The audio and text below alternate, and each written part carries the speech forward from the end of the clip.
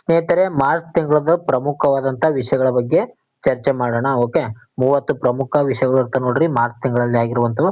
ನಾಳೆ ಪರೀಕ್ಷೆಯಲ್ಲಿ ಕೇಳುವಂತ ಸಾಧ್ಯತೆ ಇರ್ತದ. ಮೊದಲನೇದಾಗಿ ಬಂದಿದೆ ನೋಡಿ, 2026ರಲ್ಲಿ ರಣಜಿ ಟ್ರೋಫಿ ಚಾಂಪಿಯನ್ ಆಗಿ ಹೊರಹೊಮ್ಮಿದಂತ ತಂಡ ಯಾವ್ದಂತ ಕೊಟ್ಟಿದ್ದಾರೆ ನೋಡ್ರಿ. ಇತ್ತೀಚೆಗೆ ಮಾರ್ಚ್ ತಿಂಗಳಲ್ಲಿ ರಣಜಿ ಟ್ರೋಫಿ ಚಾಂಪಿಯನ್ಶಿಪ್ ಆದಂತ ತಂಡ ಯಾವ್ದಂತ ಕೊಟ್ಟಿದ್ದಾರೆ. ಇದಕ್ಕೆ ಸರಿಯಾದ ಉತ್ತರ ಆಪ್ಷನ್ಸ್ ಬಿ ನೋಡಿ, ಜಮ್ಮು ಕಾಶ್ಮೀರ. ಜಮ್ಮು ಕಾಶ್ಮೀರಕ್ಕೆ ಏನಪ್ಪಾ ಅಂತಂದ್ರೆ ಇದು ಮೊದಲ ಟ್ರೋಫಿ ಆಗಿದೆ ಅಂತಾನೆ ಹೇಳ್ಬೋದು, ರಣಜಿ ಟ್ರೋಫಿ. ಇದು ರನ್ನರ್ ಅಪ್ ಆದಂತ ತಂಡ ಯಾವ್ದಂದ್ರೆ ಅದು ನಮ್ಮ ಒಂದು ಕರ್ನಾಟಕ. ನಮ್ಮ ಒಂದು ಕರ್ನಾಟಕವನ್ನು ಸೋಲಿಸುವ ಮೂಲಕ ರಣಜಿ ಟ್ರೋಫಿಯನ್ನು ಚಾಂಪಿಯನ್ ಆಗಿ ಹೊರಹೊಮ್ಮಿದಂತ ತಂಡ ಜಮ್ಮು ಕಾಶ್ಮೀರ ಆಗಿದೆ ನೋಡಿ.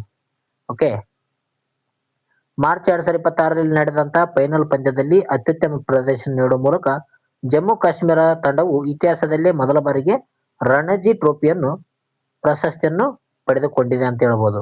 ರನ್ನರ್ ಅಪ್ ಆದಂತ ತಂಡ ಯಾವ್ದಂದ್ರೆ ಅದು ನಮ್ಮ ಒಂದು ಕರ್ನಾಟಕ ತಂಡ ರನ್ನರ್ ಅಪ್ ಆಗಿದೆ ನೋಡಿ. ರಣಜಿ ಟ್ರೋಫಿ ಏನಪ್ಪಾ ಅಂತಂದ್ರೆ ಭಾರತದ ಪ್ರಧಾನ ದೇಶೀಯ ಒಂದು ಪ್ರಥಮ ದರ್ಜಾ ಕ್ರಿಕೆಟ್ ಚಾಂಪಿಯನ್ಶಿಪ್ ಆಗಿದೆ. ಓಕೆ, ರಣಜಿ ಟ್ರೋಫಿ ಅನ್ನೋದು ಏನಪ್ಪಾ ಅಂತಂದ್ರೆ ಒಂದು ಕ್ರಿಕೆಟ್ ಆಟಕ್ಕೆ ಸಂಬಂಧಿಸಿದಂತ ಆಟ ಆಗಿದೆ. ಇದನ್ನು 1934-35ರಲ್ಲಿ ಪ್ರಾರಂಭ ಮಾಡ್ತಾರ. ಅತಿ ಹೆಚ್ಚು ರಣಜಿ ಟ್ರೋಫಿ ಗೆದ್ದಂತ ಒಂದು ತಂಡ ಯಾವ್ದಪ್ಪ ಅಂತಂದ್ರೆ ಅದು ಮುಂಬೈ ತಂಡ ಆಗಿದೆ ನೋಡಿ. ಇದು 42 ಬಾರಿ ಒಂದು ಪ್ರಶಸ್ತಿಯನ್ನು ಪಡೆದುಕೊಂಡಿದೆ ರಣಜಿ ಟ್ರೋಫಿದು. ಯಾವುದು ಮುಂಬೈ ತಂಡ. ನೆಕ್ಸ್ಟ್, 2026ರ ಮಾರ್ಚ್ ನಲ್ಲಿ ಯಶಸ್ವಿಯಾಗಿ ಆಂದೋಲನ ಪರೀಕ್ಷೆಗಳನ್ನು ಪೂರ್ಣಗೊಳಿಸಿದಂತ ಭಾರತದ ಮೊದಲ ಹೈಡ್ರೋಜನ್ ರೈಲನ್ನು ಅಭಿವೃದ್ಧಿಪಡಿಸುತ್ತಿರುವಂತ ಸಂಸ್ಥೆ ಯಾವುದಂತ ಕೊಟ್ಟಿದ್ದಾರೆ. ಇತ್ತೀಚೆಗೆ ನಾವು ಇನ್ಸ್ಟಾಗ್ರಾಮ್ ನಲ್ಲಿ ನೋಡಬಹುದು ನಾವು ಹೈಡ್ರೋಜನ್ ಟ್ರೈನ್ ಅನ್ನು. ಓಕೆ, ಹೈಡ್ರೋಜನ್ ರೈಲನ್ನು ನಾವು ನೋಡ್ತೀವಿ. ಆ ಒಂದು ರೈಲನ್ನು ಅಭಿವೃದ್ಧಿಪಡಿಸಿರುವಂತ ಸಂಸ್ಥೆ ಯಾವುದಂತ ಇಲ್ಲಿ ಕೊಟ್ಟಿದ್ದಾರೆ. ಇದಕ್ಕೆ ಸರಿಯಾದ ಉತ್ತರ ಆಪ್ಷನ್ ಸಿ ನೋಡಿ, ಇಂಡಿಯನ್ ರೈಲ್ವೇಸ್. ಇಂಡಿಯನ್ ರೈಲ್ವೇಸ್ ಇದಕ್ಕೆ ಸರಿಯಾದ ಉತ್ತರ ಆಗಿದೆ. ಭಾರತೀಯ ರೈಲ್ವೆಯು ಸಂಪೂರ್ಣವಾಗಿ ದೇಶೀಯವಾಗಿ ಅಭಿವೃದ್ಧಿಪಡಿಸುತ್ತಿರುವಂತಹ ಭಾರತ ಮೊಟ್ಟ ಮೊದಲ ಹೈಡ್ರೋಜನ್ ಚಾಲಿತ ರೈಲಿನ ಆಂದೋಲನ ಪರೀಕ್ಷೆಗಳನ್ನು ಮಾರ್ಚ್ ತಿಂಗಳಿನಲ್ಲಿ ನಡೆಸಲಾಯಿತು. ಓಕೆ, ಹೈಡ್ರೋಜನ್ ರೈಲುಗಳು ಕೇವಲ ನೀರನ್ನು ಮತ್ತು ಹಬೆಯನ್ನು ಹೊರಸೂಸುವುದರಿಂದ ಇದು 100% ಅಷ್ಟು ಪರಿಸರ ಸ್ನೇಹಿಯಾಗಿದೆ ಹೈಡ್ರೋಜನ್ ರೈಲು. ಭಾರತೀಯ ರೈಲ್ವೆ 2030 ವೇಳೆಗೆ ನೆಟ್ ಜಿಯೋ ಕಾರ್ಬನ್ ಎಮಿಷನ್ ಗುರಿಯನ್ನು ಹೊಂದಿದೆ. ಯಾವಾಗ? 2030ಕ್ಕ. ನೆಕ್ಸ್ಟ್ ಸ್ನೇಹಿತರೆ, ಸ್ಪೀಡಲ್ಲಿ ಹೋಗೋಣ, ಯಾಕಂದ್ರೆ ಪ್ರಮುಖವಾಗಿ ಪ್ರಶ್ನೆಗಳು 30 ಇದಾವೆ, ಜಾಸ್ತಿ ಲಾಂಗ್ ಆಗ್ಬಾರ್ದು ಅಂತ ಕಾರಣಕ್ಕೆ ಪ್ರಶ್ನೆ ಮತ್ತು ಉತ್ತರವನ್ನು ಹೇಳ್ತಾ ಹೋಗ್ತೀನಿ. ಓಕೆ, ಸ್ವಲ್ಪ ಮಾಹಿತಿಯನ್ನು ಕೂಡ ಹೇಳ್ತೀನಿ ನೋಡ್ರಿ. ಸಿಪ್ರಿ 2026 ವರದಿ ಪ್ರಕಾರ ಜಗತ್ತಿನ ಅತಿ ದೊಡ್ಡ ಸಶಸ್ತ್ರ ಆಮದು ಮಾಡಿಕೊಳ್ಳುತ್ತಿರುವಂತಹ ದೇಶಗಳ ಪಟ್ಟಿಯಲ್ಲಿ ಭಾರತ ಎಷ್ಟನೇ ಸ್ಥಾನವನ್ನು ಪಡೆದುಕೊಂಡಿದೆ? ಇದಕ್ಕೆ ಸರಿಯಾದ ಉತ್ತರ ದ್ವಿತೀಯ ಸ್ಥಾನವನ್ನು ಭಾರತ ಪಡೆದುಕೊಂಡಿದೆ ನೋಡಿ. ದ್ವಿತೀಯ ಸ್ಥಾನ ಇದಕ್ಕೆ ಸರಿಯಾದ ಉತ್ತರ. ಓಕೆ, ಸಿಪ್ರಿ ಅಂದ್ರೆ ಏನಪ್ಪಾ ಅಂತಂದ್ರೆ stock home international piece research institute ಅಂತ ನಾವು ಕರಿತೀವಿ. 2026ರ ಒಂದು ಮಾರ್ಚ್ ನಲ್ಲಿ ಬಿಡುಗಡೆ ಮಾಡಿರುವಂತ ಜಾಗತಿಕ ಸಶಸ್ತ್ರ ವ್ಯಾಪಾರ ವರದಿಯ ಪ್ರಕಾರ ಭಾರತ ಏನಂದ್ರೆ 2ನೇ ಸ್ಥಾನವನ್ನು ಪಡೆದುಕೊಂಡಿದೆ. ಅಂದ್ರೆ ವಿಶ್ವದ 2ನೇ ಅತಿ ದೊಡ್ಡ ಸಶಸ್ತ್ರ ಆಮದುದಾರ ಆಗಿದೆ ಯಾವುದು? ಭಾರತ ದೇಶ.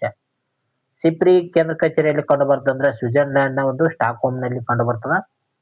ಭಾರತವು ಆತ್ಮ ನಿರ್ಭರ್ ಭಾರತ ಅಡಿಯಲ್ಲಿ ರಕ್ಷಣಾ ಉಪಕರಣಗಳನ್ನು ದೇಶೀಯ ಉತ್ಪಾದನೆಗೆ ಒತ್ತು ನೀಡುತ್ತಿದೆ ಅಂತ ಹೇಳ್ತೀವಿ. ನೆಕ್ಸ್ಟ್, 2026ರಲ್ಲಿ ಭಾರತ ಮತ್ತು ಸೆಷಲ್ಸ್ ದೇಶಗಳ ನಡುವೆ ಜಂಟಿಯಾಗಿ ಮಿಲಿಟರಿ ಅಭ್ಯಾಸ ನಡೆಸಲಾಯಿತು. ಅದರ ಒಂದು ಅಭ್ಯಾಸದ ಹೆಸರು ಏನಂತ ಕೊಟ್ಟಿದ್ದಾರೆ? ಭಾರತ ಮತ್ತು ಸೆಷಲ್ಸ್ ದೇಶಗಳು. ಇದಕ್ಕೆ ಸರಿಯಾದ ಉತ್ತರ ಲಾಮಿಟೇಯ 2026 ಅಂತ ಕರಿತೀವಿ ನೋಡ್ರಿ, ಲಾಮಿಟೇಯ. ಓಕೆ, ಲಾಮಿಟೇಯ ಇದಕ್ಕೆ ಸರಿಯಾದ ಉತ್ತರ ಇದೆ ನೋಡ್ರಿ. ಭಾರತ ಮತ್ತು ಸೆಷಲ್ಸ್ ದೇಶಗಳು ನಡೆಸಿವೆ ಈ ಒಂದು ಕಾರ್ಯಾಚರಣೆಯನ್ನು. ಓಕೆ, ಲಾಮಿಟೇಯ ಒಂದು ಸ್ಥಳದಲ್ಲಿ ನಡೆಸಲಾಯಿತು. ಲಾಮಿಟೇಯ ಅಂದ್ರೆ ಏನಪ್ಪಾ ಅಂತಂದ್ರೆ ಕ್ರಿಯೋಲ್ ಭಾಷೆಯಲ್ಲಿ ಸ್ನೇಹ ಎಂದು ಅರ್ಥವನ್ನು ನೀಡುತ್ತದೆ. ಓಕೆ, ಈ ಒಂದು ಅಭ್ಯಾಸ 2001ರಿಂದ ಉಭಯ ದೇಶಗಳು ನಡುವೆ ನಡೀತಾ ಇದೆ. 2001ರಿಂದ ನಡೆಸ್ಕೊಂತ ಬಂದಿದ್ದಾರೆ ನೋಡ್ರಿ, 2001ರಿಂದ. ಸೆಷಲ್ಸ್ ಸಿಂಧು ಮಹಾಸಾಗರದಲ್ಲಿರುವಂತಹ ಆಯಕಟ್ಟಿನ ದ್ವೀಪ ರಾಷ್ಟ್ರ ಆಗಿದೆ ನೋಡಿ. ಇದರ ಒಂದು ರಾಜಧಾನಿ ಯಾವ್ದಪ್ಪ ಅಂತಂದ್ರೆ ವಿಕ್ಟೋರಿಯಾ. ಇತ್ತೀಚೆಗೆ ಭಾರತ ದೇಶದ ಪ್ರಧಾನಿ ಮೋದಿ ಅವರು ಸೆಷಲ್ಸ್ ದೇಶಕ್ಕೆ ಭೇಟಿ ನೀಡಿದ್ದರು. ಓಕೆ, ಇದರ ಒಂದು ರಾಜಧಾನಿ ಯಾವ್ದಂದ್ರೆ ವಿಕ್ಟೋರಿಯಾ ನೋಡ್ರಿ. ನೆಕ್ಸ್ಟ್, 2026ರಲ್ಲಿ ಭಾರತದ ಯಾವ ರಾಜ್ಯವು ಏಕರೂಪ ನಾಗರಿಕ ಸಂಹಿತೆ ಮಸೂದೆಯನ್ನು ಅಂಗೀಕರಿಸಿತ್ತು ಅಂತ ಕೊಟ್ಟಿದ್ದಾರೆ ನೋಡ್ರಿ. ಮಸೂದೆಯನ್ನು ಮತ್ತು ಮಂಡನೆ ಮಾಡೋದು ಬೇರೆ, ಅಂಗೀಕರಿಸೋದು ಬೇರೆ ನೋಡ್ರಿ. ಓಕೆ, ರಾಜ್ಯಸಭೆ ಅಥವಾ ಲೋಕಸಭೆಯಲ್ಲಿ ಏನ್ ಮಾಡ್ತಾರಂದ್ರ ಮಂಡನೆ ಮಾಡ್ತಿರ್ತಾರೆ ಮಸೂದೆಯನ್ನು. ಓಕೆ, ಇಲ್ಲಿ ಏನಂದ್ರೆ ಅಂಗೀಕರಿಸಿದಂತ ಒಂದು ರಾಜ್ಯ ಯಾವ್ದಂತ ಕೊಟ್ಟಿದ್ದಾರೆ. ಇದಕ್ಕೆ ಸರಿಯಾದ ಉತ್ತರ ಆಪ್ಷನ್ಸ್ ಎ ನೋಡಿ, ಗುಜರಾತ್. ಗುಜರಾತ್ ಏನಪ್ಪಾ ಅಂತಂದ್ರೆ UCC, ಯೂನಿಯನ್ ಸಿವಿಲ್ ಕೋಡ್ ಅಂತ ಹೇಳ್ತೀವಿ, 44ನೇ ವಿಧಿಗೆ ಸಂಬಂಧಿಸಿದೆ ಇದು. ಈ ಒಂದು ವಿಧಿಯ ಪ್ರಕಾರ ಏನಪ್ಪಾ ಅಂತಂದ್ರೆ ಯಾವುದೇ ಜಾತಿ, ಧರ್ಮ, ಲಿಂಗ ಆಧಾರಿತ ಎಲ್ಲಾ ಒಂದು ಧರ್ಮದವನ್ನು ಒಂದೇ ನ್ಯಾಯದ ಪ್ರಕಾರ ಮಾಡೋದಾಗಿರುತ್ತೆ ನೋಡ್ರಿ. ಓಕೆ, ನ್ಯಾಯ ನೀಡೋದಾಗಿರ್ತದೆ. ಇದನ್ನ ಅಳವಡಿಸಿಕೊಂಡಿರುವಂತ ಎರಡನೇ ಒಂದು ರಾಜ್ಯ ಯಾವ್ದಾಗಿದೆ ಅಂದ್ರೆ ಈಗ ಗುಜರಾತ್ ಆಗಿದೆ. ಮೊದಲನೇದು ಯಾವ್ದಾಗಿತ್ತಂದ್ರೆ ಉತ್ತರಾಖಂಡ್. ಭಾರತಕ್ಕೆ ಸ್ವಾತಂತ್ರ್ಯ ಸಿಗೋಕ್ಕಿಂತ ಮುಂಚಿತವಾಗಿ UCC ಎಲ್ಲಿ ಯಾವ ಒಂದು ರಾಜ್ಯದಲ್ಲಿ ಜಾರಿ ಇತ್ತಪ್ಪ ಅಂತಂದ್ರೆ ಅದು ಗೋವಾ ರಾಜ್ಯದಲ್ಲಿ ಜಾರಿ ಇರ್ತದ. ಓಕೆ, ಉತ್ತರಾಖಂಡ್ ರಾಜ್ಯದ ನಂತರ ಗುಜರಾತ್ ವಿಧಾನಸಭೆಯು ಮಾರ್ಚ್ 2026ರಲ್ಲಿ ಏಕರೂಪ ನಾಗರಿಕ ಸಂಹಿತೆ ಅಂದ್ರೆ UCC ಅಂತ ನಾವು ಕರೀತೇವೆ, ಯೂನಿಫಾರ್ಮ್ ಸಿವಿಲ್ ಕೋಡ್ ಅಂತ ಕರಿತಾರೆ ನೋಡ್ರಿ, ಈ ಒಂದು ಮಸೂದೆಯನ್ನು ಅಂಗೀಕಾರ ಮಾಡಿದೆ. ಇದು ವಿವಾಹ ಆಗಿರ್ಬೋದು, ವಿಚ್ಛೇದನ ಆಗಿರ್ಬೋದು, ಆಸ್ತಿ ಹಕ್ಕುಗಳಿಗೆ ಸಮಾನ ಕಾನೂನು ಒದಗಿಸುವಂತ ಒಂದು ನೀತಿ ಆಗಿರ್ತದೆ ನೋಡ್ರಿ. ಇದು ಸಂವಿಧಾನದ ಯಾವ ವಿಧಿಯಲ್ಲಿ ಕಂಡು ಬರ್ತದೆ ಅಂದ್ರೆ 44ನೇ ವಿಧಿಯಲ್ಲಿ ಕಂಡು ಬರ್ತದ. ಭಾರತದಂತ UCC ಜಾರಿಗೆ ತರಲು ರಾಜ್ಯಕ್ಕೆ ನಿರ್ದೇಶನ ನೀಡ್ತದ DPSPಯಲ್ಲಿ. 44ನೇ ವಿಧಿಯಲ್ಲಿ ಕಂಡು ಬರ್ತದ, DPSPಯಲ್ಲಿ ಕಂಡು ಬರ್ತದೆ. 36ರಿಂದ 51ನೇ ವಿಧಿ ಏನಂದ್ರೆ DPSPಗಳಿಗೆ ಸಂಬಂಧಿಸಿದೆ. ಗೋವಾ ಸ್ವಾತಂತ್ರ್ಯದ ಪೂರ್ವದಿಂದಲೂ UCC ಹೊಂದಿರುವಂತ ಏಕೈಕ ರಾಜ್ಯ ಆಗಿದೆ ನೋಡಿ. ಓಕೆ, ಪೋರ್ಚುಗೀಸರ ಒಂದು ಸಿವಿಲ್ ಕೋಡ್ ಆಗಿರ್ತದ, ಆ ಒಂದು ತಂದಿರ್ತಾರ ಗೋವಾ ರಾಜ್ಯದಲ್ಲಿ. ನೆಕ್ಸ್ಟ್, ಇತ್ತೀಚೆಗೆ ವರದಿಯ ಪ್ರಕಾರ ಭಾರತದಲ್ಲಿ ಚೀತಾಗಳ ಒಟ್ಟು ಸಂಖ್ಯೆ ಎಷ್ಟಕ್ಕೆ ಏರಿಕೆ ಆಗಿದೆ? ಮಾರ್ಚ್ ತಿಂಗಳಲ್ಲಿ ಇದರ ಒಂದು ಮಾಹಿತಿಯನ್ನು ಹಾಕಿದ್ರು. ಆ ಒಂದು ಮಾಹಿತಿ ಪ್ರಕಾರ ಚೀತಾಗಳು ಎಷ್ಟು ಭಾರತ ಹೊಂದಿದೆ ಅಂತ ಕೊಟ್ಟಿದ್ದಾರೆ, ಎಷ್ಟು ಸಂಖ್ಯೆಯಲ್ಲಿ ಇವೆ ಈಗ ಪ್ರಸ್ತುತ ಭಾರತದಲ್ಲಿ. ಇದಕ್ಕೆ ಸರಿಯಾದ ಉತ್ತರ ಆಪ್ಷನ್ ಸಿ ನೋಡಿ, 53 ಚೀತಾಗಳು ಭಾರತ ದೇಶದಲ್ಲಿ ಇದಾವೆ ಅಂತ ಹೇಳ್ಬೋದು. ಓಕೆ, ಮರಿಗಳು ಇತ್ತೀಚೆಗೆ ಮರಿಗಳು ಕೂಡ ಆಗಿವೆ ಆ ಚೀತಾಗಳಿಗೆ. ಮಾರ್ಚ್ 2026ರ ಒಂದು ಮಾಹಿತಿಯಂತೆ ಪ್ರಾಜೆಕ್ಟ್ ಚೀತಾ ಅಡಿಯಲ್ಲಿ ಜನಿಸಿದ ಮರಿಗಳ ಸೇರಿದಂತೆ ಭಾರತದಲ್ಲಿ ಒಟ್ಟು ಚೀತಾಗಳ ಸಂಖ್ಯೆ ಎಷ್ಟಾಗಿದೆ ಅಂದ್ರೆ ಅದು 53ಕ್ಕೆ ಏರಿಕೆ ಆಗಿದೆ. ಓಕೆ, ಪ್ರಾಜೆಕ್ಟ್ ಚೀತಾ ಅಡಿಯಲ್ಲಿ ಚೀತಾಗಳನ್ನು ತಂದಿದ್ರ. ಓಕೆ, ಅದು 53ಕ್ಕೆ ಆಗಿದೆ ನೋಡ್ರಿ. 2022ರ ಒಂದು ನಮೀಬಿಯಾ ಮತ್ತು 2023ರಲ್ಲಿ ದಕ್ಷಿಣ ಆಫ್ರಿಕಾದಿಂದ ಚೀತಾಗಳನ್ನು ಭಾರತಕ್ಕೆ ತರಲಾಗಿತ್ತು. ಅದನ್ನು ಮಧ್ಯಪ್ರದೇಶದ ಕುನೋ ರಾಷ್ಟ್ರೀಯ ಉದ್ಯಾನವನದಲ್ಲಿ ಬಿಡಲಾಗಿತ್ತು ಚೀತಾಗಳನ್ನು. ಓಕೆ, ಮಧ್ಯಪ್ರದೇಶದ ಕುನೋ ರಾಷ್ಟ್ರೀಯ ಉದ್ಯಾನವನವು ಚೀತಾಗಳ ಪ್ರಮುಖ ಆವಾಸ ಸ್ಥಾನವಾಗಿದೆ ನೋಡಿ. ನೆಕ್ಸ್ಟ್, 2026ರ ಖೇಲೋ ಇಂಡಿಯಾ ವಿಂಟರ್ ಗೇಮ್ಸ್ ನ ಪದಕ ಪಟ್ಟಿಯಲ್ಲಿ ಪ್ರಥಮ ಸ್ಥಾನ ಪಡೆದಂತ ತಂಡ ಯಾವುದು ಅಂತ ಕೊಟ್ಟಿದ್ದಾರೆ. ಖೇಲೋ ಇಂಡಿಯಾ ವಿಂಟರ್ ಗೇಮ್ಸ್ ನಲ್ಲಿ ಪ್ರಥಮ ಸ್ಥಾನವನ್ನು ಪಡೆದುಕೊಂಡಿರುವಂತ ತಂಡ ಯಾವುದು? ಇದಕ್ಕೆ ಸರಿಯಾದ ಉತ್ತರ ಆಪ್ಷನ್ ಸಿ ನೋಡಿ, ಭಾರತೀಯ ಸೇನೆ, ಇಂಡಿಯನ್ ಆರ್ಮಿ ಮೊದಲ ಸ್ಥಾನವನ್ನು ಪಡೆದುಕೊಂಡಿದೆ ಈ ಒಂದು ವಿಂಟರ್ ಗೇಮ್ಸ್ ನಲ್ಲಿ. ಮಾರ್ಚ್ ನಲ್ಲಿ ಮುಕ್ತಾಯಗೊಂಡ ಖೇಲೋ ಇಂಡಿಯಾ ಚಳಿಗಾಲದ ಕ್ರೀಡಾಕೂಟದಲ್ಲಿ ಭಾರತೀಯ ಸೇನೆ ಏನಂದ್ರೆ ಅತಿ ಹೆಚ್ಚು ಪದಕಗಳನ್ನು ಗೆಲ್ಲುವ ಮೂಲಕ ಮೊದಲ ಸ್ಥಾನವನ್ನು ಪಡೆದುಕೊಂಡಿದೆ. ಖೇಲೋ ಇಂಡಿಯಾ ವಿಂಟರ್ ಗೇಮ್ಸ್ ಪ್ರಮುಖವಾಗಿ ಜಮ್ಮು ಕಾಶ್ಮೀರ ಮತ್ತು ಲಡಾಖ್ ನಲ್ಲಿ ನಡೀತದೆ ನೋಡ್ರಿ. ಜಮ್ಮು ಕಾಶ್ಮೀರದ ಒಂದು ಗುಲ್ಮಾರ್ಗ್ ನಲ್ಲಿ ನಡೀತದ, ಅದೇ ರೀತಿ ಲಡಾಖ್ ನಲ್ಲಿ ಕೂಡ ನಡೀತದೆ ನೋಡ್ರಿ. ತಳಮಟ್ಟದಲ್ಲಿ ಕ್ರೀಡೆಗಳನ್ನು ಉತ್ತೇಜಿಸಲು ಖೇಲೋ ಇಂಡಿಯಾ ಉಪಕ್ರಮವನ್ನು ಪ್ರಾರಂಭ ಮಾಡಲಾಗಿದೆ. ಇತ್ತೀಚೆಗೆ ಅಂದ್ರೆ ಖೇಲೋ ಇಂಡಿಯಾ ಚಳಿಗಾಲದ ಒಲಿಂಪಿಕ್ ಕ್ರೀಡಾಕೂಟದಲ್ಲಿ ಅತಿ ಹೆಚ್ಚು ಪದಕಗಳನ್ನು ಒಂದು ತಂಡ ಯಾವ್ದಪ್ಪ ಅಂತಂದ್ರೆ ಅದು ಭಾರತೀಯ ಸೇನೆ ತಂಡ. ನೆಕ್ಸ್ಟ್, 2026 ಮಾರ್ಚ್ ನಲ್ಲಿ ಕೇಂದ್ರ ಸಚಿವ ಸಂಪುಟ ಅನುಮೋದಿಸಿದಂತ PM ಸೂರ್ಯ ಸರೋವರ ಯೋಜನೆಯು ಯಾವುದಕ್ಕೆ ಸಂಬಂಧಿಸಿದೆ? PM ಸೂರ್ಯ ಸರೋವರ ಯೋಜನೆ ನೋಡ್ರಿ, PM ಸೂರ್ಯ ಸರೋವರ ಯೋಜನೆ. ಇದಕ್ಕೆ ಸರಿಯಾದ ಉತ್ತರ ಆಪ್ಷನ್ಸ್ ಬಿ ನೋಡಿ, ತೇಲುವ ಸೌರ ವಿದ್ಯುತ್ ಯೋಜನೆಗಳು ನೋಡಿ. PM ಸೂರ್ಯ ಸರೋವರ ಯೋಜನೆ ತೇಲುವ ಒಂದು ಸೌರ ವಿದ್ಯುತ್ಗೆ ಯೋಜನೆ ಆಗಿದೆ. ಜಲಾಶಯಗಳು, ಕಾಲುವೆಗಳು ಮತ್ತು ಕೈಗಾರಿಕಾ ಕೊಳಗಳು 5,000 ಮೆಗಾವ್ಯಾಟ್ ಸಾಮರ್ಥ್ಯದ ತೇಲುವ ಸೌರ ವಿದ್ಯುತ್ ಉತ್ಪಾದನಾ ಒಂದು ಘಟಕಗಳನ್ನು ಸ್ಥಾಪಿಸಲು ಕೇಂದ್ರ ಸರ್ಕಾರ 5,070 ಕೋಟಿ ವೆಚ್ಚದಲ್ಲಿ PM ಸೂರ್ಯ ಸರೋವರ ಯೋಜನೆಗೆ ಅನುಮೋದನೆ ನೀಡಿದೆ. ಇತ್ತೀಚೆಗೆ ಒಂದು ಹರ್ ಘರ್ ಬಿಜ್ಲಿ ಅದು ಕೂಡ ಒಂದು ಯೋಜನೆಯನ್ನು ತರಲಾಗಿತ್ತು. ಈಗ PM ಸೂರ್ಯ ಸರೋವರ ಯೋಜನೆಯನ್ನು ತಂದಿದ್ದಾರೆ ನೋಡ್ರಿ. ಇದರಿಂದ ಭೂಮಿಯ ಅವಶ್ಯಕತೆ ಇರುವುದಿಲ್ಲ ಮತ್ತು ನೀರಿನ ಆವಿಯಾಗುವಿಕೆ ಕಡಿಮೆ ಆಗ್ತದ. ನವೀಕರಿಸಬಹುದಾದಂತ ಇಂಧನ ಒಂದು ಕ್ಷೇತ್ರದಲ್ಲಿ ಭಾರತ ಸಾಮರ್ಥ್ಯ ಇದು ಹೆಚ್ಚಿಸಲಾದ. ನೆಕ್ಸ್ಟ್, ಮಾರ್ಚ್ನಲ್ಲಿ ಭಾರತದ ಮೊದಲ ಒಂದು ಕ್ವಾಂಟಮ್ ಕಂಪ್ಯೂಟರ್ ಎಲ್ಲಿ ಸ್ಥಾಪಿಸಲಾಗಲಿದೆ ಎಂದು ಘೋಷಣೆ ಮಾಡಲಾಗಿದೆ. ಕ್ವಾಂಟಮ್ ಕಂಪ್ಯೂಟರ್ ಅನ್ನು ಎಲ್ಲಿ ಸ್ಥಾಪನೆ ಮಾಡ್ತಾರಂತೆ? ಇದಕ್ಕೆ ಸರಿಯಾದ ಉತ್ತರ ಆಂಧ್ರ ಪ್ರದೇಶದ ರಾಜಧಾನಿ ಆಗಿರುವಂತ ಅಮರಾವತಿ. ನೋಡ್ರಿ, ಇತ್ತೀಚೆಗೆ ಆಂಧ್ರ ಪ್ರದೇಶದ ಒಂದು ರಾಜಧಾನಿಯಾಗಿ ಅಮರಾವತಿ ಒಂದನ್ನೇ ಆಯ್ಕೆ ಮಾಡಲಾಗಿದೆ. ಅಮರಾವತಿ ಸರಿಯಾದ ಉತ್ತರ ಆಗಿದೆ ನೋಡಿ. ಮಾರ್ಚ್ 2026ರ ಮಾಹಿತಿಯಂತೆ ಆಧುನಿಕ ತಂತ್ರಜ್ಞಾನವಾದಂತಹ ಭಾರತ ಮೊದಲ ಕ್ವಾಂಟಮ್ ಕಂಪ್ಯೂಟರ್ ಅನ್ನು ಆಂಧ್ರ ಪ್ರದೇಶದ ನೂತನ ರಾಜಧಾನಿಯಾಗಿರುವಂತ ಅಮರಾವತಿಯಲ್ಲಿ ಸ್ಥಾಪನೆ ಆಗಲಿದೆ. ಇದು ಡಾಟಾ ಸಂಸ್ಕರಣೆಯ ಕ್ರಾಂತಿ ಉಂಟು ಮಾಡಲಿದೆ ಅಂತ ಕೂಡ ಹೇಳ್ಬೋದು. ಅಮರಾವತಿ ಆಂಧ್ರ ಪ್ರದೇಶದ ನೂತನ ರಾಜಧಾನಿ ಆಗಿದೆ ನೋಡಿ. ಕ್ವಾಂಟಮ್ ಕಂಪ್ಯೂಟರ್ಗಳು ಸೂಪರ್ ಕಂಪ್ಯೂಟರ್ಗಳಿಂದ ಲಕ್ಷಾಂತರ ಪಟ್ಟು ವೇಗವಾಗಿ ಕಾರ್ಯನಿರ್ವಹಿಸ್ತವೆ. ಏನು ಸೂಪರ್ ಕಂಪ್ಯೂಟರ್ಗಳಿವೆ ಅದಕ್ಕಿಂತ ಹೆಚ್ಚಿನ ಒಂದು ವೇಗದಲ್ಲಿ ಈ ಒಂದು ಕ್ವಾಂಟಮ್ ಕಂಪ್ಯೂಟರ್ ಅವು ಕಾರ್ಯನಿರ್ವಹಿಸ್ತಾವೆ ನೋಡ್ರಿ.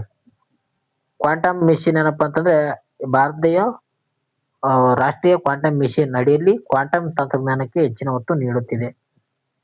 ನೆಕ್ಸ್ಟ್,